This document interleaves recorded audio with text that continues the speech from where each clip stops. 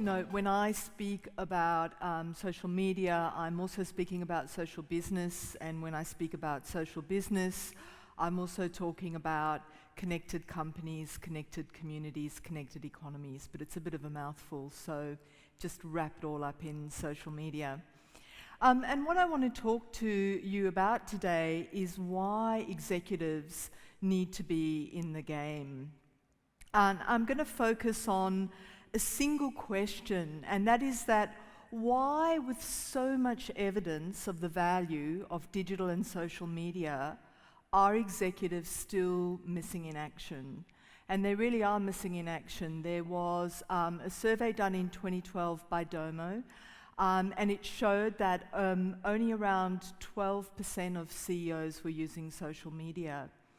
Whilst in 2013 that number had increased to around 30%, many of those executives were signing up to platforms like LinkedIn and then not using them, which is a little bit like going to a business networking lunch and standing in the corner. What are the problems there? I think there are many problems, but primarily executives are anchored to some really dangerous myths around social media that have no bearing on reality. And I want to talk through those today, mostly to just dispel them and then to look at some of the things around ROI and the business case for social media more broadly.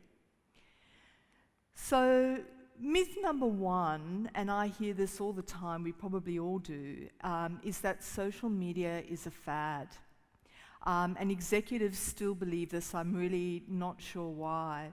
But the reality is that platforms like LinkedIn, for example, created in 2003, nearly 11 years old. LinkedIn has 250,000 members in 200 countries. I think it's about 20 languages. And is very well established. You know, when people think about Facebook, they think about the baby-faced Mark Zuckerberg. But Facebook is actually nearly 10 years old, and it's got over 1 billion users worldwide.